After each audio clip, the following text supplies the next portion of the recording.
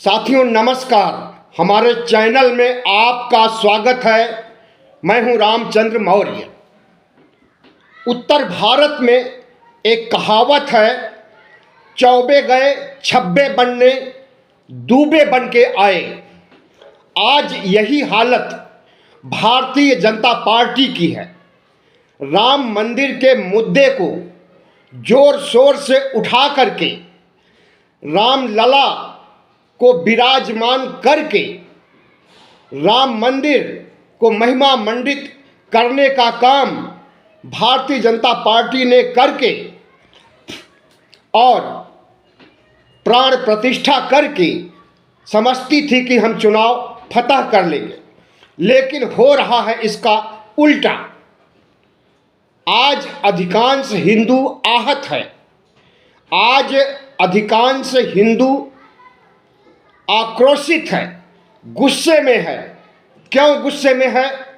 क्योंकि हिंदुत्व के शीर्ष पर बैठे चार शंकराचार्य, पूरब पश्चिम उत्तर दक्षिण, हर पीठों के शंकराचार्य नाराज हैं राम मंदिर उद्घाटन से, प्राण प्रतिष्ठा से। लेकिन प्रधानमंत्री नरेंद्र मोदी इस धार्मिक महाअनुष्ठान को एक सियासी स्टंट बना करके चुनाव जीतने की फितरत कर रहे हैं। इसी फितरत की वजह से चारों शंकराचार्य खफा हैं, आक्रोशित हैं और एक के बाद दूसरा बयान और वीडियो जारी कर रहे हैं। यह वीडियो पूरे देश भर में घूम रहे हैं, वायरल हो रहे हैं सोशल मीडिया पर, हर व्यक्ति के मोबाइल पर। ऐसे में भारतीय जनता पार्टी के सियासी स्टंट की खबर, शंकराचार्य के नाराज होने की खबर जंगल में आग की तरह पूरे देश में फैल चुकी है और यह आग ज्वालामुखी का रूप धारण कर रही है। ज्वालामुखी का रूप धारण करने के बाद लोगों का परसेप्शन क्या होगा, लोगों की विचारधारा क्या होगी, वोट देते समय क्या सोचेंगे और शंकराचार्य का अपमान का बदला कैसे चुकाएंगे, लोग इसके बारे में भी चर्चा कर रहे हैं और कह रहे हैं कि भारतीय जनता पार्टी के ऊपर यह सियासी स्टंट भारी पड़ने वाला है। शंकराचार्यों के अपमान को यह देश बर्दाश्त नहीं करेगा। शंकराचार्य के अपमान को 140 करोड़ जनता और जो वोट देती है जनता 95 करोड़ जनता जीने मरने का प्रश्न बना रही है। शंकराचार्य हिंदू धर्म के सबसे बड़े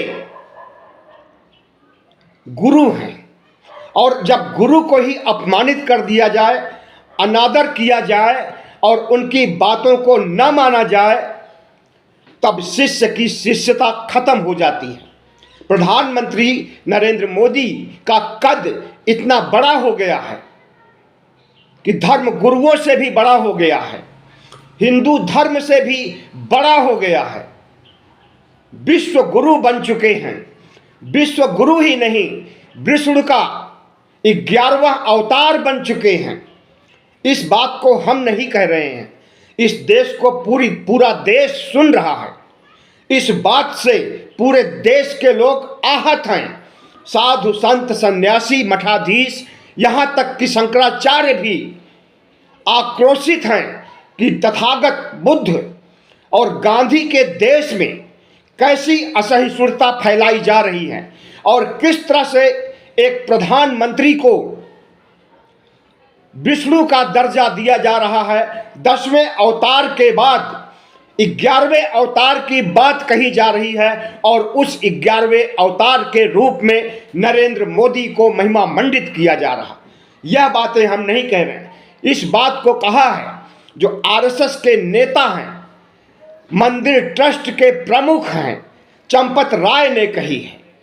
चंपत राय मंदिर को बनाने का बीड़ा उठाए हुए हैं, आरएसएस ने, भारतीय जनता पार्टी ने, तमाम हिंदू संगठनों ने इन्हें यह जिम्मेदारी 2020 में सौंपी थी। और जिस तरह से चंपत राय ने मंदिर स्थल की खुदाई किया और उस खुदाई में तथागत बुद्ध की मूर्तियां मिली हैं, बौद्ध कालीन अवशेष मिले हैं और कुछ अवशेष, कुछ मूर्तियां संग्रहालय में रखी हुई हैं। अभी उन पर बहस होनी चाहिए, शोधार्थियों को उन्हें शोध का विषय बनाना चाहिए और यह सुनिश्चित करना चाहिए कि साकेत यानी अयोध्या बौद्ध स्थल है या भगवान राम का स्थल है। बौद्ध स्थल होने के बहुत से सबूत हैं। वेनसांग ने वर्णन किया है कि सरजू नदी के किनारे साकेत है और साकेत में बौद्ध विहार है। तथागत बुद्ध वर्ष में एक बार बौद्ध विहार जाया करते थे जो साकेत में स्थित था, ऐसा कहना है चीनी यात्री वेनसांग का। पुरावशेषों में और भी लिपियां हैं और भी शिलालेख हैं जो कि साकेत का वर्णन करते हैं।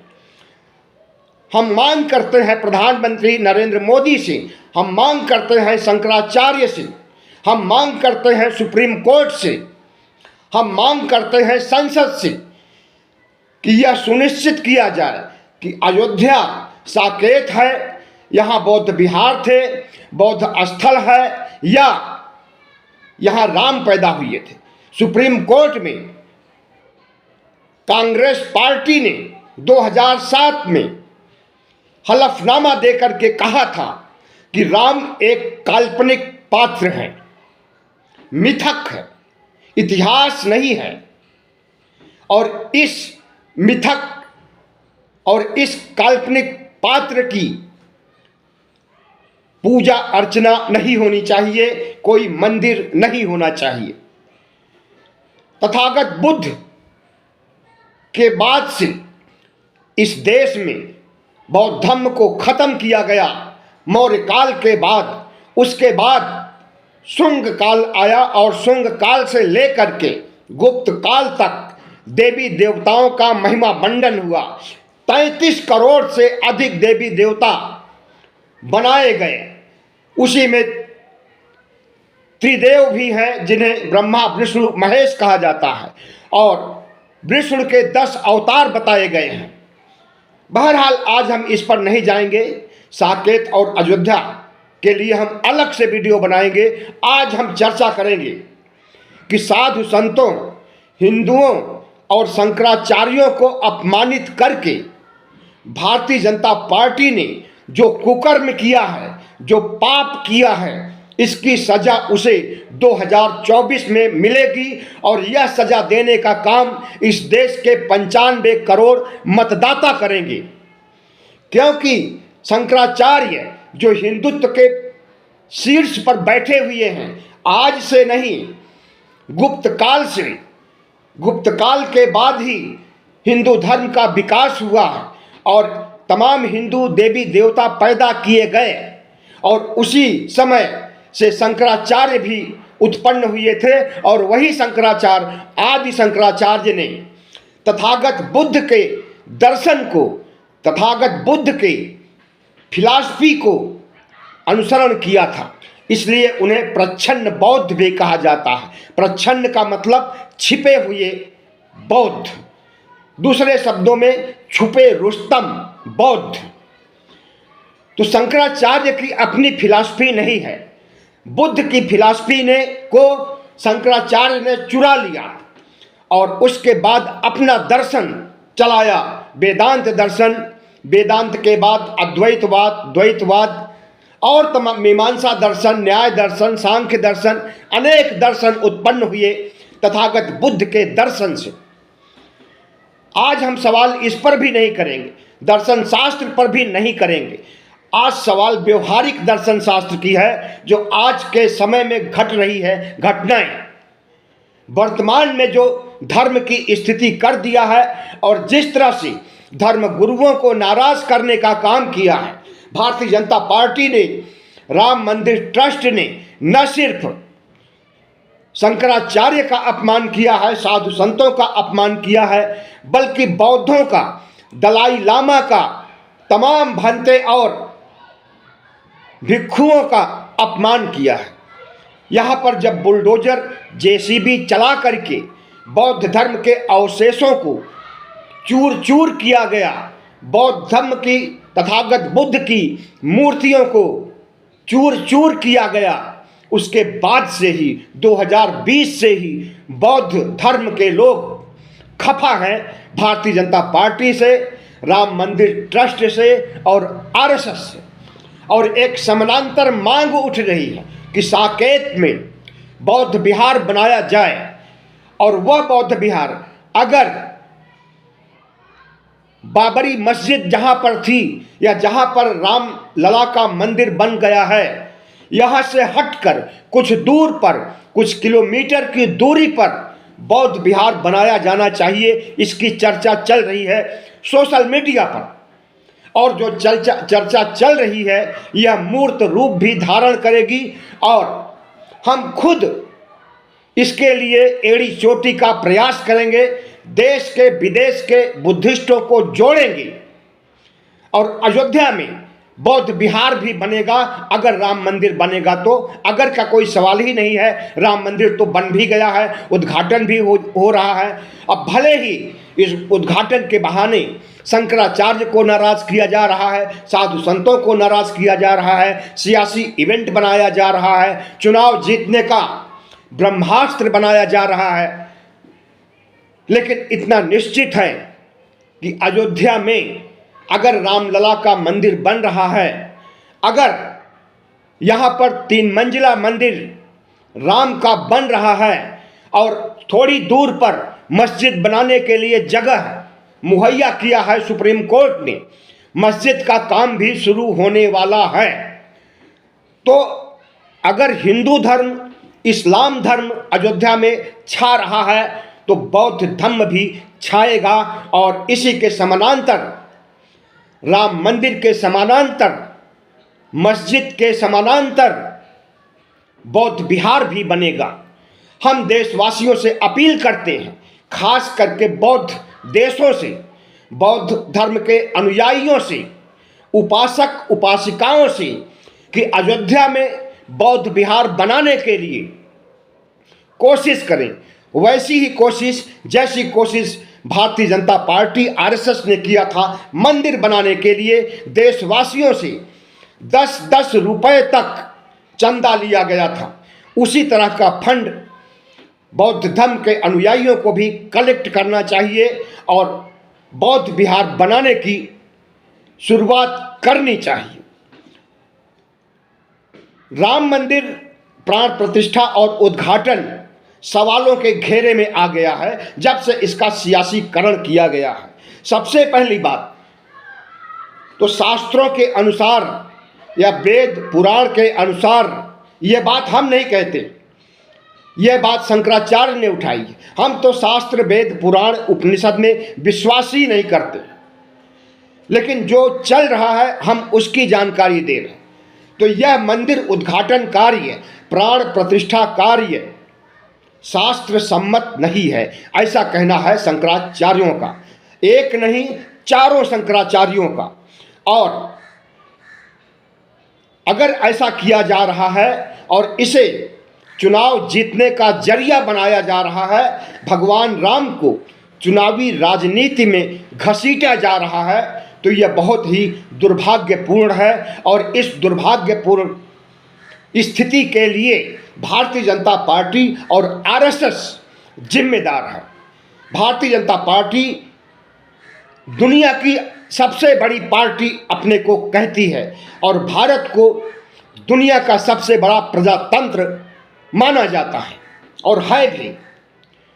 तो दुनिया की सबसे बड़ी पार्टी अपने ही राम को महिमा मंडित कर रही है या अपमानित कर रही है, हिंदू धर्म को महिमा मंडित कर रही है या अपमानित कर रही है। हिंदू धर्म के शीर्ष धर्मगुरु शंकराचार्य को अपमानित कर रही है या महिमा मंडित कर रही है? सबका मानना है कि अपमानित कर रही है और इसका खामियाजा भी भारतीय जनता पार्टी को भुगतना पड़ेगा। हमने यह भी सुना है कि शंकराचार्यों को मनाने की कोशिश की जा रही है। भारतीय जनता पार्टी के कई नेता एक कमेटी बनाकर के चारों शंकराचार्यों से मुलाकात कर रहे हैं, लेकिन हम ये भी समझते हैं कि शंकराचार्य कोई पॉलिटिशियन नहीं है, कोई कूटनीतिक व्यक्ति नहीं है, आम इंसान भी नहीं है। उन्हें मनाया नहीं जा सकता है, रुपयों से थैली से तौला नहीं जा सकता है शंकराचार्य को कि नरेंद्र मोदी के पक्ष में बयान दे और अयोध्या में हो रहे सियासी इवेंट में भाग लें।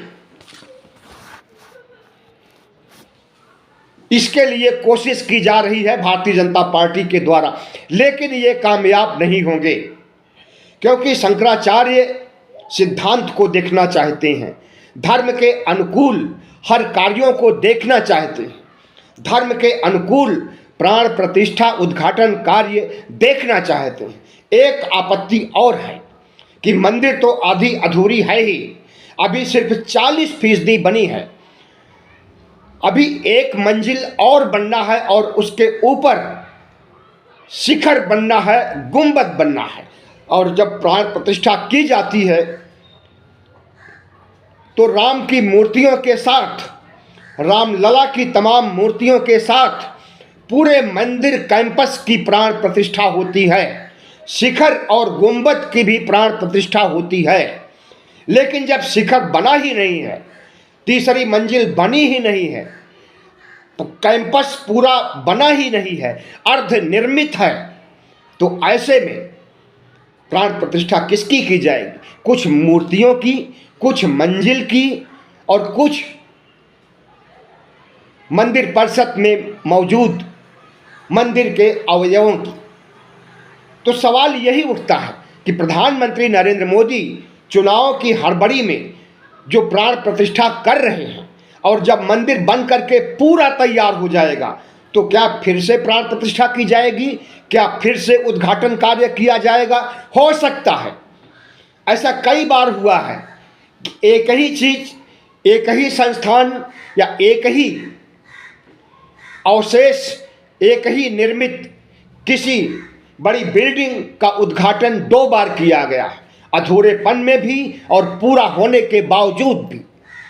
तो क्या ये एक मजाक नहीं माना जाएगा अगर दूसरी बार प्राण प्रतिष्ठा किया जाएगा तो? और अभी प्राण प्रतिष्ठा करने की जरूरत ही क्या थी? लेकिन जरूरत थी प्रधानमंत्री नरेंद्र मोदी को चुनाव जीतने की, तीसरी बार शपथ लेने की जरूरत थी, इसलिए प्राण प्रतिष्ठा का कार्य शुरू किया गया है। लेकिन यह पूरा कार्य पद्धति, उद्घाटन कार्य, प्राण प्रतिष्ठा का कार्य सवालों के घेरे में है और अधिकांश हिंदू इससे खफा हैं। कांग्रेस पार्टी ने इस इवेंट में आने से इनकार कर दिया है। क्यों इनकार किया है? वही शंकराचार्य का तर्क दिया गया है कि अर्धनिर्मित है मंदिर और यह एक सरकारी परियोजना है, चुनाव जीतने की परियोजना है और इस परियोजना में हम नहीं आएंगे। समाजवादी पार्टी, कम्युनिस्ट पार्टी और कई अन्य पार्टियों ने भी इनकार कर दिया है प्राण प्रतिष्ठा महोत्सव में आने से।